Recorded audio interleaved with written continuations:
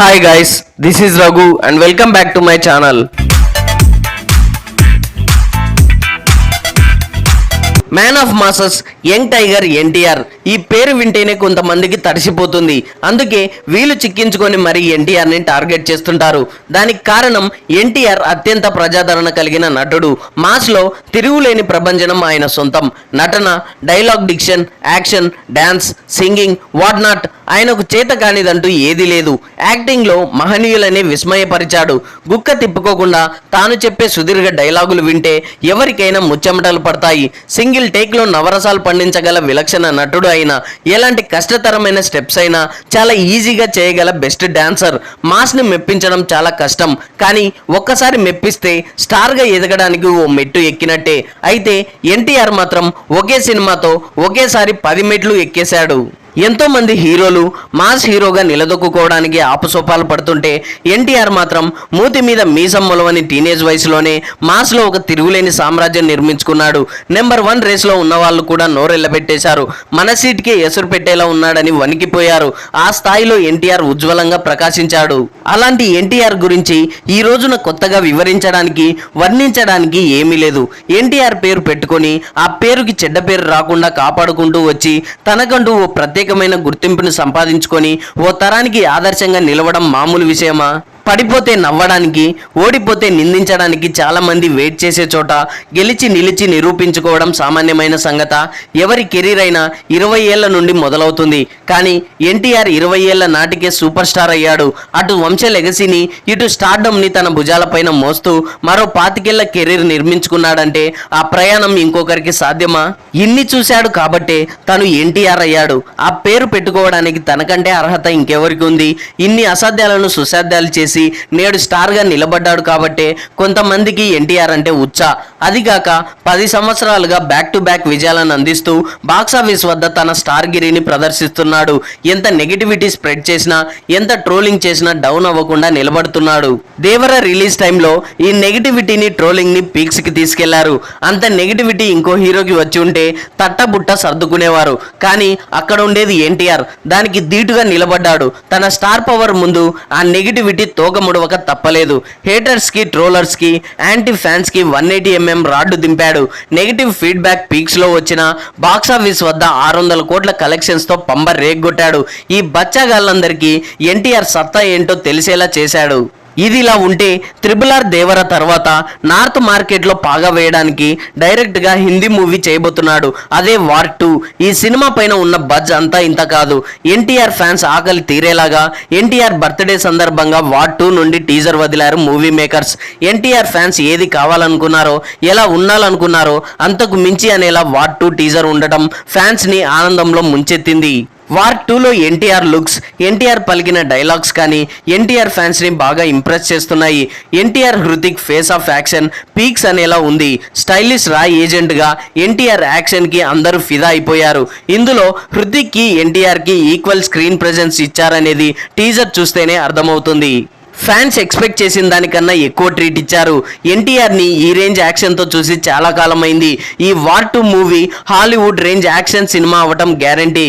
ఎన్టీఆర్కి హిందీలో perfect debut movie అవుతుందని టీజర్ చూసిన వాళ్ళంతా మాట్లాడుకుంటున్నారు. ఎన్టీఆర్, హృతిక్ రోషన్ల మధ్య వచ్చే యాక్షన్ ట్రీట్, భారీ యాక్షన్ సీక్వెన్సెస్, బీజిఎం, సినిమాటోగ్రఫీ, మంచి ప్రొడక్షన్ వాల్యూస్ ఈ సినిమాకి స్పెషల్ అట్రాక్షన్గా నిలిచాయి. ఒక VFX విషయంలోనే కొన్ని కంప్లైంట్స్ ఉన్నాయి. గతంలో ఇదే స్పై యూనివర్స్లో వచ్చిన పఠాన్, వార్ 1 సినిమాల విషయంలో కూడా ఇలాంటి కంప్లైంట్సే వచ్చాయి. మూవీ టీం తర్వాత వాటిని సాల్వ్ చేసి బెస్ట్ థియేట్రికల్ ఎక్స్పీరియన్స్ ఇచ్చింది. కాబట్టి వార్ 2 విషయంలో కూడా ఇలానే చేస్తారని టాక్ వినిపిస్తోంది. ఇకపోతే చాలా మంది సన్నాసులు ఈ టీజర్ పైన నెగిటివిటీ స్ప్రెడ్ చేస్తున్నారు, ట్రోల్స్ చేస్తున్నారు. వాటిలో ముఖ్యమైనది ఎన్టీఆర్ వార్ 2ని అనవసరంగా ఒప్పుకున్నాడని, ఎన్టీఆర్ని హృతిక్ డామినేట్ చేస్తున్నాడని, ఈ రెండిటి విషయాల్ని మెయిన్గా హైలైట్ చేస్తున్నారు. ముందుగా ఎన్టీఆర్ వార్ 2ని ఎందుకు ఒప్పుకున్నాడో చూద్దాం. పాన్ ఇండియన్ రేస్ మొదలైన తర్వాత తెలుగు మార్కెట్ని క్రాక్ చేయడానికి బాలీవుడ్ ఎన్నో విఫల ప్రయత్నాలు చేసింది. ఇప్పటికీ ఆపసోపాలు పడుతోంది. ఏది వర్కౌట్ అవ్వలేదు. ఈ స్పై యూనివర్స్లో చేసిన వార్ 1, పఠాన్ లాంటి సినిమాలు కూడా ఎక్కడ పెద్దగా మ్యాజిక్ చేయలేదు. అందుకని ఒక మాస్ హీరోని పట్టుకొని ఈ ఫ్రాంచైజ్కి పాన్ ఇండియన్ స్టేటస్ తీసుకురావాలని ఎన్టీఆర్ని పట్టుకున్నారు. ఇక అప్పటికే ఎన్టీఆర్ పాన్ ఇండియన్ స్టార్ అవ్వటం, డాన్స్లో, యాక్టింగ్లో, స్క్రీన్ ప్రజెన్స్లో ఎన్టీఆర్ పవర్ ఏంటో, మాస్లో తన క్రేజ్ ఏంటో పసిగట్టారు కాబట్టి వెంటపడి ఈ సినిమాకి ఒప్పించుకోగలిగారు. ఈ సినిమా వల్ల నార్త్లో ఎన్టీఆర్కి ఒరిగేదానికంటే ఈ సినిమా వల్ల బాలీవుడ్కి ఒరిగేదే ఎక్కువ. ఎన్టీఆర్కి నార్త్ మార్కెట్ కావాలంటే ప్రశాంత్ నీల్ డైరెక్షన్లో చేస్తున్న ఒక్క డ్రాగన్ మూవీతోనే మొత్తం బాలీవుడ్ని అక్కడి రికార్డులని మోకాళ్ళ మీద కూర్చోబెట్టగలడు. అది ఎన్టీఆర్ రేంజ్. ఇక హృతిక్ రోషన్ ఏదో తన స్క్రీన్ ప్రజెన్స్తో, తన మజిల్స్తో, తన హైట్తో ఎన్టీఆర్ని డామినేట్ చేస్తాడని, ఎన్టీఆర్ని సైడ్ చేస్తారని కాకిలెక్కలు వేస్తున్నారు. మరి అంత స్క్రీన్ ప్రజెన్స్ ఉన్న హృతిక్ రోషన్ బాలీవుడ్లో ఏం పీకలేకపోతున్నాడు ఎందుకు? హృతిక్ నటించిన తన లాస్ట్ మూవీ ఫైటర్కి డే 1 కలెక్షన్స్ ఎంతో తెలుసా? 36 కోట్ల గ్రాస్. అంత పెద్ద హిందీ మార్కెట్ ఉండి, అలాగే బాలీవుడ్కి ఓవర్సీస్ మార్కెట్ కూడా ఎక్కువే. అయినా సరే కనీసం 400 కోట్ల క్లబ్లో కూడా తన సినిమాలు లేవు. ఫైటర్ మూవీ కంటే ముందు చేసిన విక్రమ్ వేద సినిమాకు పాజిటివ్ టాక్ వచ్చినా కూడా కనీసం 100 కోట్లు కూడా రాబట్టలేదు. అది అయ్యగారి రేంజ్, ఆయన గారి డామినేషన్. అంత డామినేట్ చేసేవాడే అయితే ఎన్టీఆర్ అవసరం ఏముంది వాళ్ళకి? ఆయన్నే పెట్టి వార్ 2 నుండి వార్ 100 వరకు వరుసగా సినిమాలు తీసేయొచ్చు కదా. ఎన్టీఆర్ని డామినేట్ చేయాలంటే ఒక్క హైట్ ఉంటే సరిపోదు. ఒక రీజనల్ ఫిలిం అయిన అరవింద సమేత డే 1 గ్రాస్ 58 కోట్ల 50 లక్షలు. ఈ సినిమా 2018లో రిలీజ్ అయింది. హృతిక్ రోషన్ ఫైటర్ మూవీ 2024లో రిలీజ్ అయినా కూడా 6 ఏళ్ల క్రితం ఎన్టీఆర్ పెట్టిన డే 1 రికార్డునే కొట్టలేకపోయింది. మరి ఏ విధంగా ఎన్టీఆర్ని డామినేట్ చేస్తాడు? ఇంతవరకు కనీసం 400 కోట్ల సినిమా ఒక్కటి కూడా లేదు హృతిక్కి. అది కూడా బ్లాక్ బస్టర్ టాక్ని సొంతం చేసుకున్న సినిమాల్ని కూడా ఆ క్లబ్లో చేర్చలేకపోయాడు. కానీ ఎన్టీఆర్ దేవర సినిమాని పూర్తి నెగిటివ్ టాక్తో కూడా 500 కోట్ల క్లబ్లో చేర్చాడు. అది కూడా హిందీ బెల్ట్లో వచ్చిన కలెక్షన్స్ కాకుండా నార్త్ మార్కెట్లో కూడా మంచిగా ప్రమోషన్లు చేసి ఉంటే పంబ రేగిపోయిండేది. మరి ఎన్టీఆర్ని హృతిక్ ఏ విధంగా డామినేట్ చేశాడో చెప్పండి. అలాగే RRR మూవీ తర్వాత దేవర సినిమాతో ఎక్కడ మరో 1000 కోట్ల ఫీట్ని అందుకుంటుందో అనే భయంతో దేవర సినిమాని రిలీజ్కు ముందు నుండే అటాక్ చేశారు. ఇప్పుడు వార్ 2 హిట్ అయితే పాన్ ఇండియన్ రేస్లో ఎన్టీఆర్ నెంబర్ 1. అందుకే ఈ ఏడుపులు.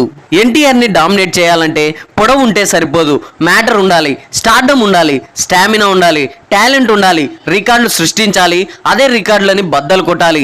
అప్పుడు కూడా ఎన్టీఆర్ని డామినేట్ చేయలేరు.